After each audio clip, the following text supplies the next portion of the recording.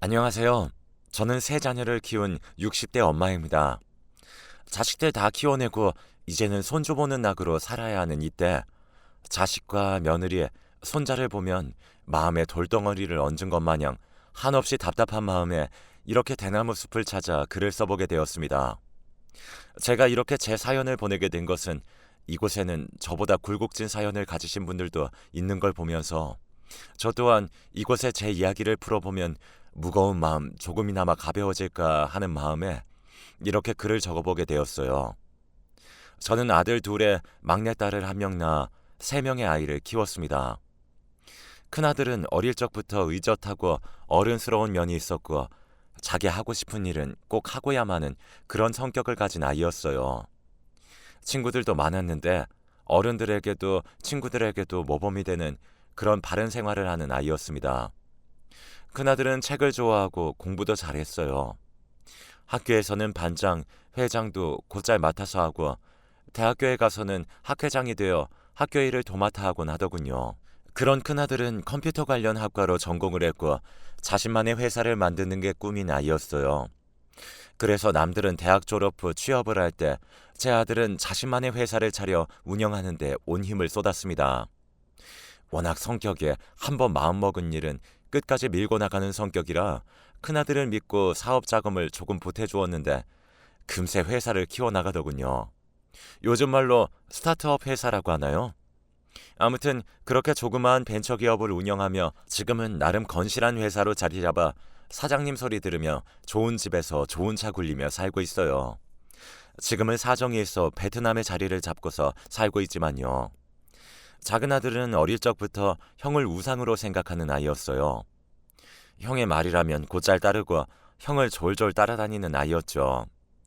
형을 따라 하루 종일 밖에 나가 공원에도 가고 산에도 올라갔다 오며 동네 탐방을 다니던 순수했던 아이였어요. 그런 아이가 형이 초등학교에 다니던 시절 자신도 공부해야 한다며 6살 아이가 책상 앞에 앉아 동화책을 꺼내 들고 열심히 읽곤 했습니다.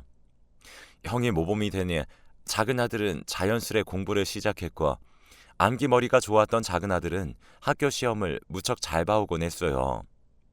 큰 아들은 머리가 비상해서 신박한 아이디어를 만들어내는 아이였고 작은 아들은 암기에 특출난 아이였죠. 그런 아들 둘을 둔 건 제게 큰 복이었어요.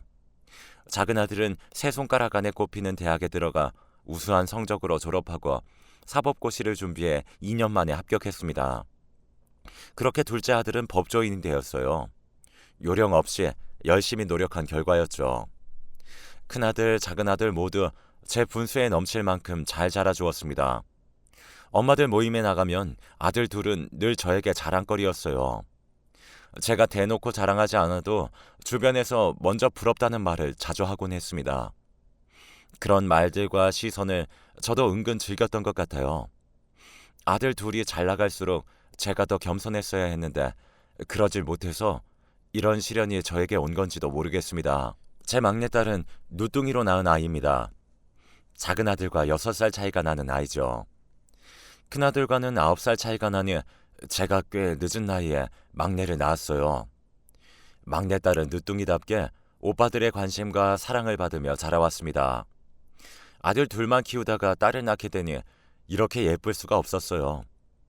아들 키우는 것과는 다르게 행여나 다칠까 상할까 애지중지 키우게 되더군요.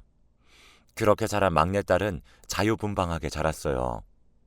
막내딸은 큰아들과는 조금 다른 의미로 자신이 하고 싶은 걸 다 해야 하는 성격이었습니다. 딸아이는 자유스럽게 사는 걸 좋아하는 아이였죠. 장점인지 단점인지 모르겠지만 사고방식도 옛날 사람처럼 꽉 매여있지 않고 자유분방한 편이에요. 좋게 말하면 이해심과 배려심이 굉장히 많은 아이입니다.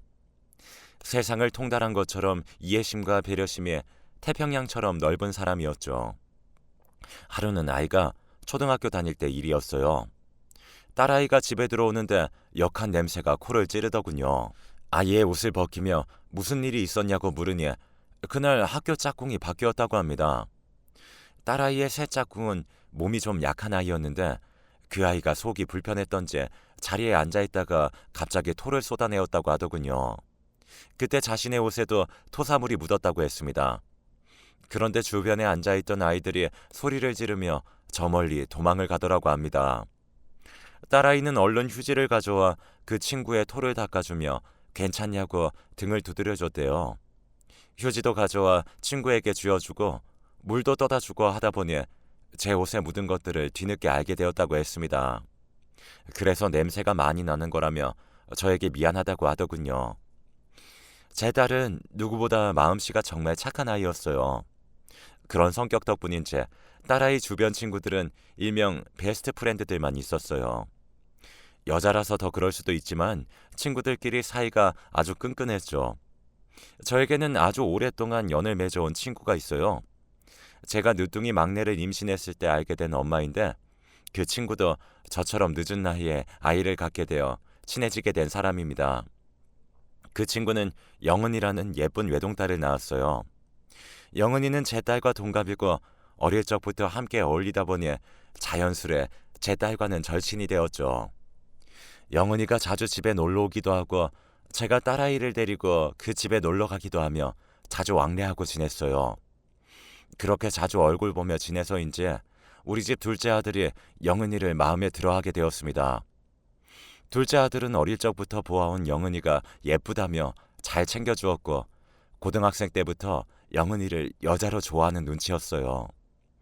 사춘기라 가슴이 두근거릴 시기이니 그러다 말겠지 하고 넘겼는데 둘째 아들이 품은 마음은 자신이 변호사가 된 뒤에도 바뀌지 않았습니다. 끈질긴 구애 끝에 영은이가 제 아들과 결혼까지 하게 되었어요.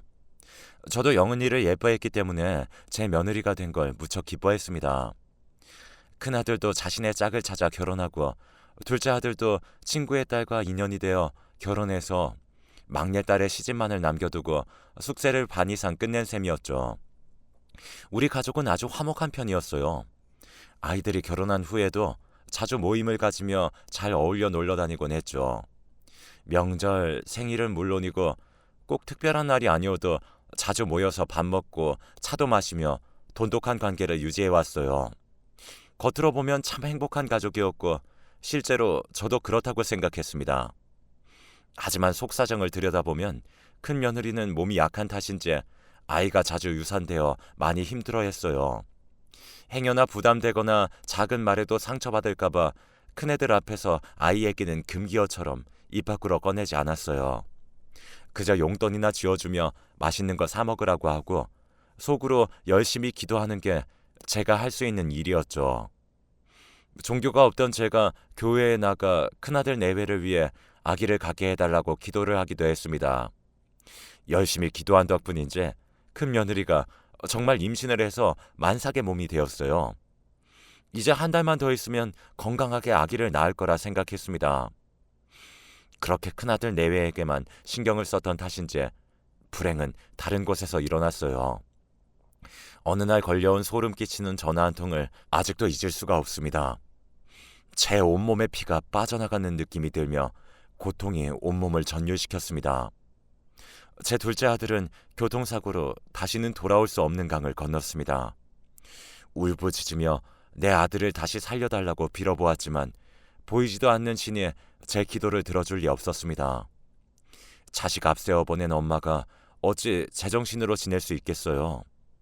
나도 따라 죽고 싶을 만큼 고통스럽고 괴로운 시간들을 보냈습니다. 시간이 지난다고 해서 슬픔이 사라지는 건 아니더군요. 제 가슴 속에 빈 방을 만들어 그곳에 슬픔을 가둬두고 지낸다고 하면 이해가 좀 가실지 모르겠습니다. 정신없는 하루하루를 지내는 동안에도 큰 며느리의 배는 점점 더 불러왔어요. 그리고 아이를 낳던 날 또 한 번 우리 가족에게는 말도 안 되는 불행이 찾아왔어요. 아이도 큰 며느리도 세상을 떠나버린 거였습니다. 아이는 이유 불명으로 심장이 정지해버렸고 큰 며느리는 폐혈증으로 세상을 떠난 것이었죠. 행복했던 시간이 길었기 때문에 불행도 2배로 주는 것인지 하늘이 원망스러웠습니다. 어떻게 한 달 만에 이런 일이 생길 수 있는지 모든 게 다 꿈이었으면 좋겠다고 생각하는 나날이었어요. 오늘 밤 자고 일어나면 모든 게 다 꿈이었으면 좋겠다. 자기 전에 습관처럼 이 말을 되뇌이곤 했습니다. 남은 가족들이 모두 시래에 빠져 제정신으로 살 수 있는 사람은 아무도 없었어요. 우리들은 하루를 사는 게 아니라 하루를 버텨내고 있었습니다. 엄청난 충격과 슬픔 속에서도 살 사람은 사라지더군요. 남은 자식들이 있으니 살아야죠. 그런 일을 겪어도 저희는 명절과 생일이면 늘 모이곤 했어요. 하늘로 간 두 사람만 빼고요. 전처럼 밝은 분위기는 아니었지만 늘 해오던 것처럼 만났습니다. 영은아, 너 이렇게 혼자 지내는 거 보면 내가 다 미안하다. 너도 이제 정리하고 새 출발해야지. 어머님, 그런 말씀 마세요. 저 다른 사람 만들 생각 없어요. 참으로 다행인 건 네가 우리 재영이 아이를 갖지 않은 거야. 아이라도 없어야 네가 하루라도 빨리 새 출발을 하지. 아버님까지 왜 이러세요? 자꾸 그런 말씀하지 마세요. 이렇게 예쁜 색시를 두고 먼저 떠나다니 하늘도 무심하시지. 한 살이라도 젊을 때 새 가정 꾸려. 네가 새 가정 꾸려야 우리도 마음이 편할 것 같다. 이제 우리 집에도 찾아오지 마라. 우리 애가 그렇게 돼서 너한테 정말 미안하다. 그렇게 말했지만 영은이는 계속해서 가족 모임에 빠짐없이 나왔어요. 영은이는 되려 제 큰아들을 위로해주곤 했습니다.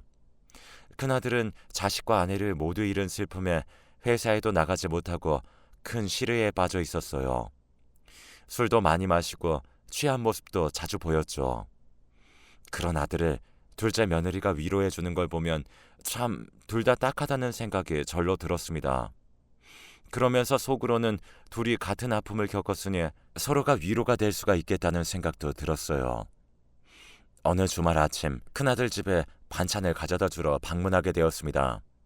전화를 해도 받지를 않아 문자만 남겨둔 채 아들이 사는 아파트로 향했어요. 초인종을 눌렀는데 아들이 잠에서 깬 듯 부스스한 모습으로 나와서는 제가 온 걸 보고는 깜짝 놀라더군요. 엄마, 여긴 어쩐 일이세요?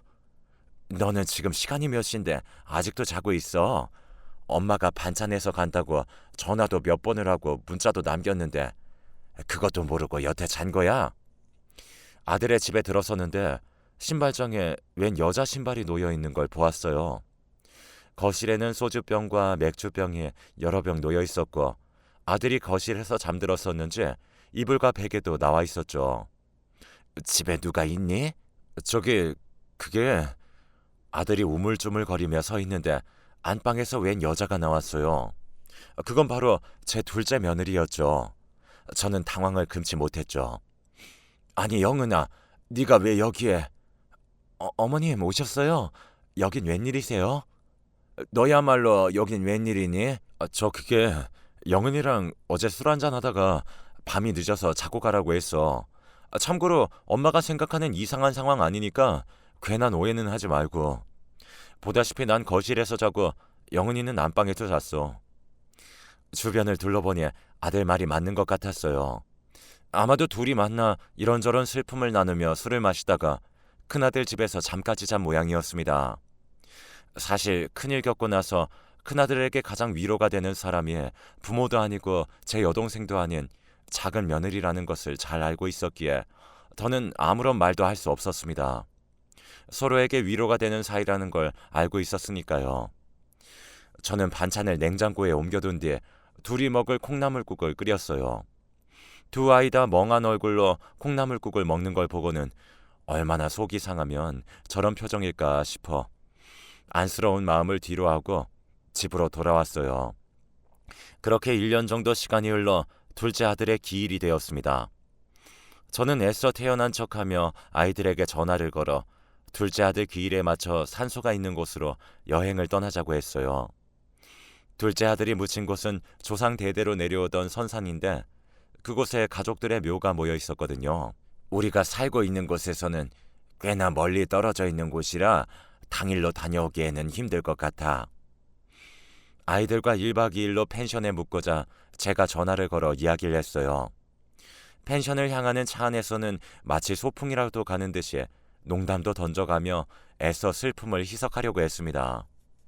모두가 애써 밝은 척하며 펜션으로 향했어요. 방이 3개가 있는 펜션이었고 아들 방 하나, 저희 부부 방 하나, 그리고 딸과 작은 며느리가 쓸 방 하나를 지정해 각자 짐을 풀어놓고는 묘지에도 다녀오고 각자 둘째 아들에게 하고픈 말을 한 뒤 숙소로 다시 돌아왔죠. 그날 저녁 맛있는 음식을 해먹으며 하룻밤을 자게 되었습니다. 남편과 자리에 누워 아이들 이야기를 두런두런 나누다가 잠이 들게 되었어요. 그런데 목이 말라 잠에서 깨어났습니다. 어젯밤 늦게까지 먹은 과자들 때문에 그런가 보다 하며 주방으로 나갔어요. 그런데 모두가 잠들어 있어야 할 그 시간, 큰아들이 자고 있는 방에 불빛이 새어나오고 있었고 방에서 아주 작은 말소리가 들려오기 시작했습니다. 저는 설마 하며 신발장에 신발 개수를 세어봤어요. 이 펜션에는 우리 가족들만 있는 게 확실했습니다. 그리고 딸아이가 자고 있는 방문을 살짝 열어보게 되었죠. 역시나 제 생각대로 딸아이 혼자서 잠을 자고 있더군요. 딸아이와 함께 자고 있어야 할 둘째 며느리가 보이지 않았어요. 그리고 또다시 큰아들이 있는 방에서 들려오는 소리에 저는 머리에 전기가 오르는 기분이었습니다. 그 순간 저는 불이야 불이야라고 큰 소리로 외쳤어요. 그러자 남편과 딸아이가 놀라 방에서 뛰어나와 어디에 불이 났냐며 호들갑을 떨었습니다. 그리고 곧이어 큰아들의 방문이 열리며 큰아들이 허겁지겁 뛰쳐나왔죠. 그 뒤로 둘째 며느리가 아들 등 뒤에 숨은 채로 기어나왔습니다. 그 모습을 본 남편은 너무 놀라 입을 다물지 못한 채 물었습니다. 영은이 네가 왜 거기서 나오냐? 니들 뭐야? 둘이 지금 뭐 했어? 엄마 지금 무슨 생각하시는 거예요? 너라면 지금 무슨 생각을 하겠니? 엄마 진정 좀 해요. 엄마 지금 너무 흥분했어. 여기 물 좀 마시고 앉아서 얘기해. 너 같으면 진정하게 생겼어. 내 아들 길에 둘째 며느리가 큰아들이랑 한 방에서 나오는데 이게 대체 아휴 너희 어서 무슨 일인지 설명을 해봐. 죄송해요.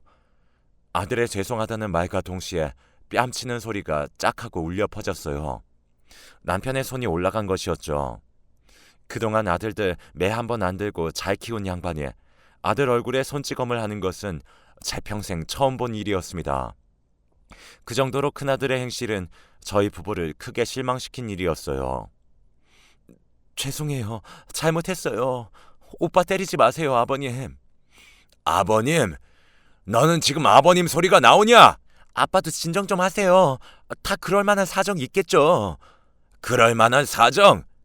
넌 뭐라도 알고 있는 듯이 말한다. 설마 우리 부부만 모르고 너는 다 알고 있었어? 네 오빠랑 새언니가 이러고 있는 거? 어차피 작은 오빠 죽고 큰 새언니도 없는 판에 뭐가 어때서? 딸의 말에 저도 참지 못하고 금지옥엽으로 키운 딸아이의 뺨을 때리고 말았습니다. 네가 어떻게 그런 말을 할 수가 있어? 다른 사람도 아니고 네 둘째 오빠가 죽었는데 넌 오빠한테 미안하지도 않아? 어머님, 제가 잘못했어요.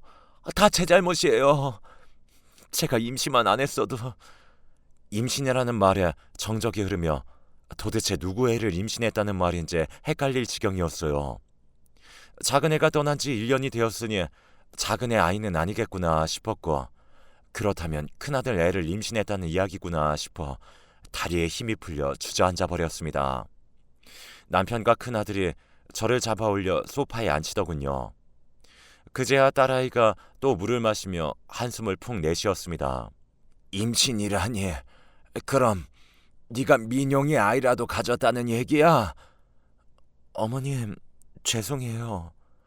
아이고 머리야. 니들 도대체 언제부터야?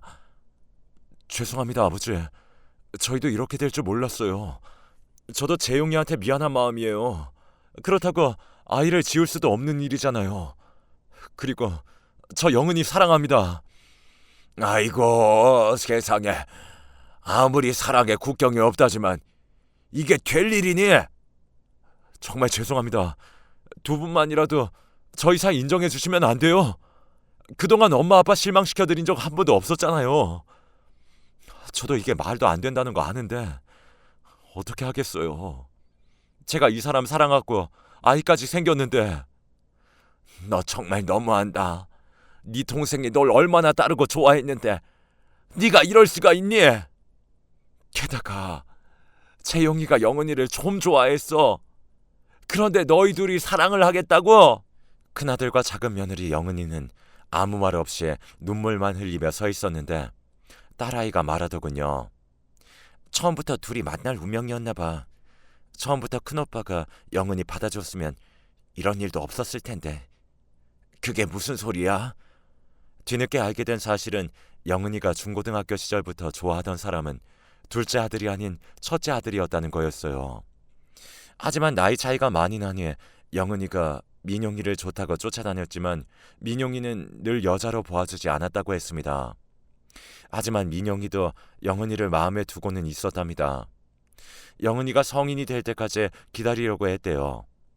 하지만 그 사이에 둘째 아들이 영은이를 마음에 품은 걸 알고 나이 차도 많이 나고 하니 영은이에게 자기 마음을 표현할 수 없었답니다. 그렇게 뒤틀린 인연이 되어 영은이는 둘째 아들과 결혼을 하게 된 것이었고 큰아들은 영은이를 마음에 묻고 큰 며느리와 결혼을 하게 된 것이었죠. 서로의 배우자를 잃은 후에는 서로를 위로한답시고 만났던 것이 사랑이란 감정에 불을 붙인 모양이었습니다. 그러다 최근에 아이까지 들어선 모양이었습니다. 나중에 딸아이를 통해 들은 이야기가 하나 더 있었어요. 그건 바로 둘째 아들이 정자 희소증이었다는 것이었습니다. 그래서 둘째 며느리에게 아이가 들어서지 않았던 것이라고 했어요.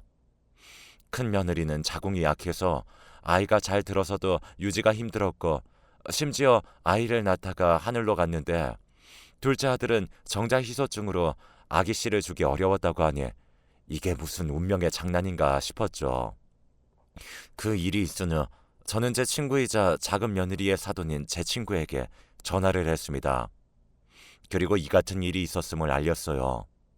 사돈 역시 며칠 전 이 사실을 전해 들었다고 했습니다. 제 친구와 저는 울먹이며 전화를 이어갔고 서로 한숨을 푹푹 내쉬며 전화를 끊었습니다. 그리고 큰아들과 작은 며느리를 집으로 불러 이야기했어요. 이게 무슨 운명의 장난인지 모르겠다. 일이 이미 이렇게 된 거 어떻게 하겠어. 뱃속에 아이가 크고 있고 너희 둘은 못 헤어진다고 하니. 그래서 말인데 너희들 해외에 나가서 살아라. 솔직히 둘째 아들 생각하면 너희 둘을 바라보는 것만으로도 못할 짓 하는 것 같아 죄스럽다. 한국에서는 너희랑 얼굴 보고 살기도 힘들 것 같고 다른 사람들의 이목도 신경 쓰이고 이참에 베트남에 가서 살아. 민용이도 거기다가 회사도 하나 차렸다며. 거기 가서 아무도 모르는 데서 애 낳고 살아가. 아들과 며느리는 베트남으로 떠나는 그날까지도 연신 죄송하다는 말을 했어요. 그리고 서로 간간히 연락을 주고받으며 생사를 확인하며 살던 어느 날 둘째 며느리의 아니 이제는 뭐라고 불러야 할지 그냥 며느리라고 할게요. 며느리가 아기를 낳았다는 소식을 전해왔습니다. 그토록 큰아들과 첫째 며느리가 아기를 낳으려고 노력하고 고생하다 며느리의 명까지 앗아가더니 둘째 며느리와의 사이에서 가진 아기는 무탈하고 건강하게 태어났더군요. 아기가 태어나고부터는 핸드폰으로 사진도 받아보고 화상통화도 하며 서로 얼굴을 익혀가니 점점 정이 들었어요. 여전히 큰 아들네를 보면 작은 아들에게 미안하고 죄스러운 마음에 가슴이 아프지만 잘 자라는 손자를 보면 예쁘고 사랑스럽고 그렇네요. 정말 사람 인연이라는 게 따로 있는 건지 그 인연을 잘못 만나 이렇게 된 것이었는지 아무리 세상 인연 따로 있다지만 두 아들의 어미로서는 너무나 가혹한 인연이다 싶습니다. 아무것도 안 하고 멍하니 있다 보니 별별 잡생각이 다 들어 생각하지 않으려고 이렇게 사연을 듣다 보니 저도 사연을 보내는 사연자가 되었네요. 시간이 흐를수록 과거는 점점 가슴에 묻어놓고 살게 되겠죠. 부디 우리 가족, 우리 아이들 건강하고 무탈하게 잘 지냈으면 좋겠다는 마음으로 매일 기도하며 살고 있네요. 여러분들도 건강하시고 행복하시길 바라며 이 글을 마칩니다.